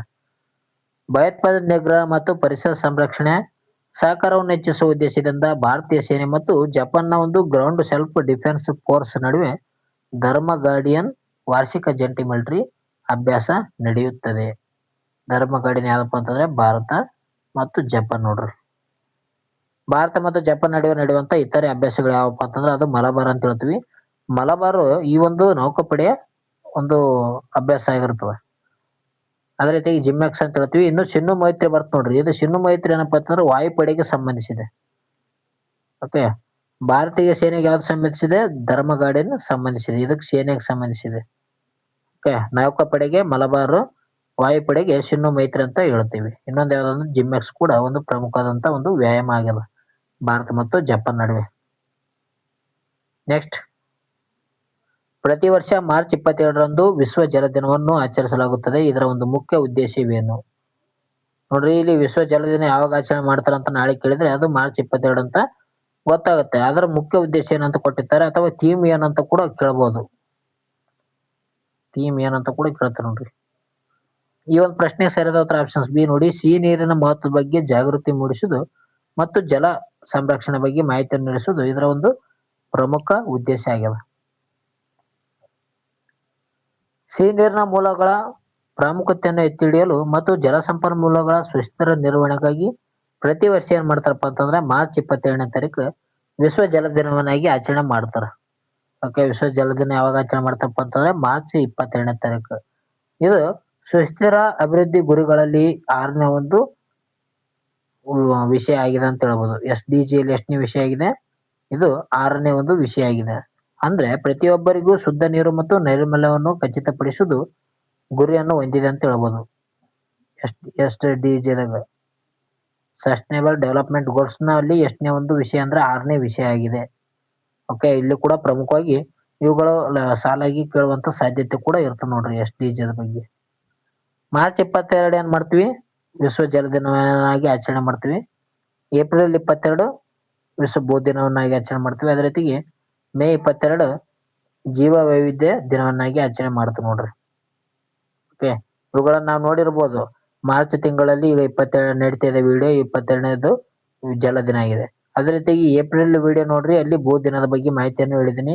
ಮೇ ವಿಡಿಯೋ ನೋಡ್ರಿ, ಅಲ್ಲಿ ಜೀವ ವೈವಿಧ್ಯದ ದಿನದ ಬಗ್ಗೆ ಮಾಹಿತಿ ನೀಡಿದ್ದೀನಿ. ನೆಕ್ಸ್ಟ್, 2026ರಲ್ಲಿ ಯಾವ ದೇಶಗಳು ಭಾರತದೊಂದಿಗೆ ರಕ್ಷಣಾ ಸಹಕಾರ ಒಪ್ಪಂದಕ್ಕೆ ಸಹಿ ಹಾಕಿತ್ತು ಅಂತ ಕೊಟ್ಟಿದ್ದಾರೆ. Defence corporation agreement. Defence corporation agreement ಅಂತ ಹೇಳುತ್ತೆ ನೋಡ್ರಿ. ಇದಕ್ಕೆ ಸರಿಯಾದ ಉತ್ತರ ಉಕ್ರೇನ್ ಮತ್ತು ಕತಾರ್ ನೋಡ್ರಿ. ಇಲ್ಲಿ ಆಪ್ಷನ್ ಸಿ ಅದಕ್ಕೆ ಸರಿಯಾದ ಉತ್ತರ ಆಗಿದೆ. ಉಕ್ರೇನ್ ಮತ್ತು ಕತಾರ್ ದೇಶಗಳ ನಡುವೆ ನಡೆದದ. ಭೌಗೋಳಿಕ ರಾಜಕೀಯ ಬದಲಾವಣೆಗಳ ನಡುವೆ ಮಾರ್ಚ್ 2026ರಲ್ಲಿ ಉಕ್ರೇನ್ ಮತ್ತು ಕತಾರ್ ದೇಶಗಳು ತಾಂತ್ರಿಕ ವಿನಿಮಯ ಮತ್ತು ಭದ್ರತಾ ಬಲವರ್ಧನೆಗಾಗಿ ಭಾರತದೊಂದಿಗೆ ಏನ್ ಮಾಡಿದವಪ್ಪ ಅಂತಂದ್ರೆ ರಕ್ಷಣಾ ಸಹಕಾರ ಒಪ್ಪಂದಕ್ಕೆ ಸಹಿ ಹಾಕ್ಯವ. ಯಾವ್ಯಾವ 2 ದೇಶಗಳು? ಉಕ್ರೇನ್ ಮತ್ತು ಕತಾರ್ ದೇಶಗಳು. ಭಾರತ ಏನಪ್ಪಾ ಅಂತಂದ್ರೆ ಆಕ್ಟ್ ಈಸ್ಟ್ ಮಧ್ಯಪ್ರಾಚ್ಯದೊಂದಿಗೆ ಲುಕ್ ವೆಸ್ಟ್ ನೀತಿಗಳನ್ನು ಬಲಪಡಿಸುತ್ತಿದೆ. ಅಂದ್ರೆ ನಾವು ಎಲ್ಲ ಒಂದು ದೇಶಗಳ ಜೊತೆಗೆ ಒಂದು ಬಲವನ್ನು ತಗೊಂತ ಇದೀವಿ. ಕತಾರ್ನ ಒಂದು ರಾಜಧಾನಿ ಯಾವ್ದಪ್ಪ ಅಂತಂದ್ರೆ ದೋಹಾ ಅಂತ ನಾವು ಹೇಳ್ತೀವಿ. ಉಕ್ರೇನ್ ರಾಜಧಾನಿ ಕೀವ್ ಆಗಿದೆ ನೋಡ್ರಿ. ಉಕ್ರೇನ್ ಕೂಡ ಪ್ರಮುಖ ಸುದ್ದಿಯಲ್ಲಿದೆ. ಉಕ್ರೇನ್ ಏನಪ್ಪಾ ಅಂತಂದ್ರೆ ರಷ್ಯಾ ಆಕ್ರಮಣ ಮಾಡ್ತಿದೆ ಉಕ್ರೇನ್ ಮೇಲೆ. ನೆಕ್ಸ್ಟ್, 2026 ಮಾರ್ಚ್ 3ರಂದು ಆಚರಿಸಲಾಗುವಂತ ವಿಶ್ವ ವನ್ಯಜೀವಿ ದಿನದ ಥೀಮ್ ಏನಂತ ನೀವು ಏನ್ ಮಾಡ್ಬೇಕಂದ್ರೆ ಕಮೆಂಟ್ ಮಾಡ್ರಿ. ಓಕೆ, ಕೊನೆ ಪ್ರಶ್ನೆ ಇದೆ. ವಿಶ್ವ ವನ್ಯಜೀವಿ ದಿನದ ಥೀಮ್ ಏನು 2026? ಓಕೆ, ಕಮೆಂಟ್ ಹಾಕ್ರಿ ಸ್ನೇಹಿತರೆ. ಈ ವಿಡಿಯೋ ಇಷ್ಟ ಆಗಿತ್ತಪ್ಪ ಅಂತಂದ್ರೆ ಲೈಕ್ ಮಾಡಿ, ಶೇರ್ ಮಾಡಿ, ಸಬ್ಸ್ಕ್ರೈಬ್ ಮಾಡ್ರಿ. ನಾಳೆ ಪರೀಕ್ಷೆಯಲ್ಲಿ ಯಾವುದೇ ರೀತಿಯಾದಂತ ಭಯ ಪಡದೆ ಆರಾಮ್ ಕೂಲ್ ಆಗಿ ಹೋಗಿ ನಿಮ್ಮ ಒಂದು ಗೊತ್ತಿರುವಂತ ವಿಷಯಗಳಿಗೆ ಟಿಕ್ ಹಾಕಿ ಬರ್ರಿ. ಓಕೆ, ಯಾವುದೇ ರೀತಿಯಾದಂತ ಗೊಂದಲ ಬೇಡ. ಗೊಂದಲ ಆದಷ್ಟು ಗೊತ್ತಿರುವಂತ ವಿಷಯಗಳನ್ನೇ ಮರ್ತು ಹೋಗುವಂತ ಸಾಧ್ಯತೆ ಹೆಚ್ಚಾಗಿರ್ತದೆ. ನಾಳೆ ಪರೀಕ್ಷೆಯಲ್ಲಿ ಕೇಳುವಂತ ಸಾಧ್ಯತೆ ಇರ್ತದೆ ನೋಡ್ರಿ. ಮಾರ್ಚ್ 3ನೇ ತಾರೀಕು ಯಾವ ಒಂದು ದಿನವನ್ನಾಗಿ ಆಚರಣೆ ಮಾಡ್ತಾರ ಅಂದ್ರೆ ಅದು ವಿಶ್ವ ವನ್ಯಜೀವಿ ದಿನವನ್ನಾಗಿ ಆಚರಣೆ ಮಾಡ್ತಾರೆ. ಉತ್ತರ ಈ ದಿನದ ಒಂದು ಥೀಮ್ ಏನು 2026 ಒಂದು ಥೀಮ್ ಏನಂತ ಯಾರಿಗಾದ್ರೂ ಗೊತ್ತಿದ್ರೆ ಇಲ್ಲಿ ಕಮೆಂಟ್ ನಲ್ಲಿ ಹಾಕಿ. ಬೇರೆಯವ್ರಿಗಾದ್ರೂ ಉಪಯೋಗ ಆಗುತ್ತಾ. ಓಕೆ, ಮಿಸ್ ಮಾಡಕ್ ಹೋಗ್ಬೇಡ್ರಿ. ಇದರ ಒಂದು ಥೀಮ್ ಗೊತ್ತಿರೋರು ಕಮೆಂಟ್ ನಲ್ಲಿ ಹಾಕಿ, ಬೇರೆಯವ್ರಿಗೂ ಕೂಡ ಉಪಯೋಗ ಮಾಡೋ ತರ ಮಾಡಿ. ಓಕೆ, ಮುಂದಿನ ಒಂದು ವಿಡಿಯೋದಲ್ಲಿ ಸಿಗೋಣ. Take care friends, all the best. ನಾಳೆ ಎಲ್ಲರೂ ಸರಿಯಾದ ರೀತಿಯಲ್ಲಿ ಎಕ್ಸಾಮ್ಗೆ ಬರೀರಿ. ಮುಂದಿನ ಒಂದು ವಿಡಿಯೋದಲ್ಲಿ ಸಿಗೋಣ. ಟೇಕ್ ಕೇರ್, ಬಾಯ್.